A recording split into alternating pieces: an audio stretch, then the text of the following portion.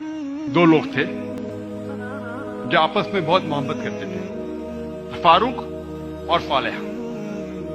और फारूक और सोलेहा आपस में मोहब्बत करते थे। उन्होंने शादी की।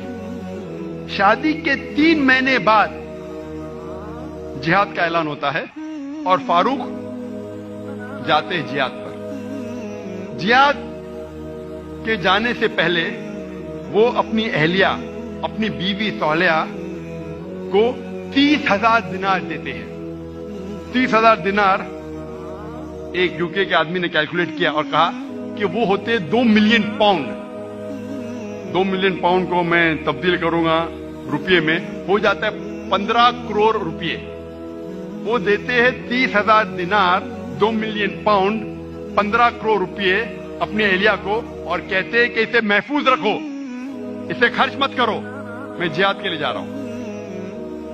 और फिर वो जिहाद के लिए जाते हैं और कहते हैं कि इंशाअल्लाह मैं 3 महीने में वापस लौटूंगा। उनके जाने के चंद महीने बाद उनकी अहलिया सोलेहा को एक बेटा पैदा होता है। 1 साल गुजरने के बाद उनके शौहर वापस नहीं आते। 2 साल गुजरने के बाद वापस नहीं आते। 2.5 साल बाद एक शख्स आके कहता है सोलेहा से कि मैंने तुम्हारे शौहर फारूक को देखा कि वो गिर गए और वो घायल हो गए। फिर चंद साल गुजरते हैं, फिर भी फारूक वापस नहीं आते। तो उसकी अहलिया समझती है कि मेरे शौहर का इंतकाल हो गया। लेकिन 30 साल बाद फारूक वापस मदीना लौटते हैं और उनकी ख्वाहिश थी कि मैं मेरी अहलिया से मिलूं। लेकिन वो बहुत परहेजगार थे। मदीना में आने के साथ सबसे पहले जाते मस्जिद में नमाज पढ़ने के लिए। नमाज पढ़ने के बाद वो देखते हैं कि कई उल्मा आपस में इल्म के बारे में गुफ्तगू कर रहे हैं और उनमें से एक नौजवान, तकरीबन 30 साल का नौजवान, जिसका नाम था शेख अब्दुल रहमान, वो सबसे बेहतरीन आलिम था। वो उससे काफी मुतासिर होते। फिर वो जाते हैं अपने घर की तरफ। जब घर में दाखिल होते हैं तो अपनी बीवी सोलेहा से मिलते हैं। वो दोनों खुशी के मारे रो पड़ते हैं। उसके बाद फारूक पूछता है कि मेरे 30,000 दिनार तो महफूज है ना, आपने उसे खर्च नहीं किए? तो उसकी अहलिया पूछती है, आप घर आने के पहले मस्जिद गए थे? हाँ बिल्कुल सही, मैं मस्जिद गया था। वहां आपने उल्मा को देखा? हाँ मैं देखा। कैसे? बहुत अच्छे।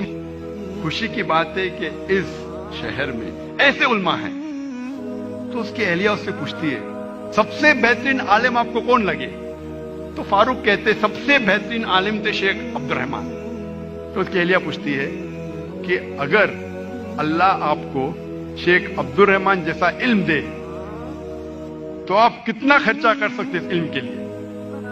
तो फारूक कहता है ये सारे 30,000 दिनार मैं खर्च कर सकता हूं ऐसा इल्म हासिल करने के लिए।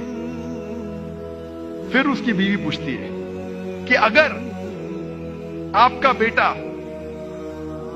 हो, उसे ऐसा आलिम बनाने के लिए आप कितना खर्च करेंगे?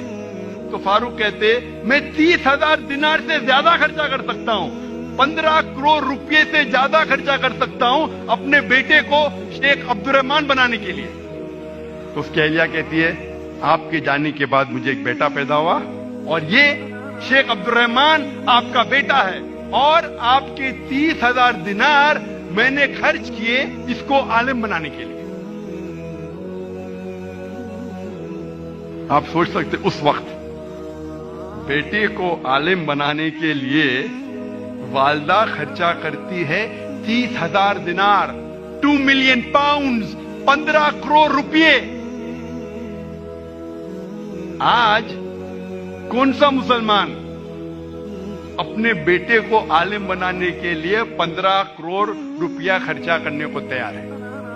हाँ, डॉक्टर बनाने के लिए नो प्रॉब्लम, डोनेशन देंगे, रिश्वत देंगे, 10 लाख, 15 लाख, 20 लाख, 50 लाख, 1 करोड़ डॉक्टर। अमेरिका भेजने के लिए मेरा बेटा अमेरिका में पढ़ रहा है, 2 करोड़ खर्चा करेंगे, 3 करोड़ खर्चा करेंगे। क्यों? बेटा अमेरिका में पढ़ रहा है, स्टेटस। मैं ये जानना चाहता हूं कि कितने मुसलमान अपने बेटे को आलिम बनाने के लिए 15 करोड़ खर्चा करेंगे। तो ये मिसाल है वालदा की, किस तरीके से उन्होंने अपने बच्चों की परवरिश की।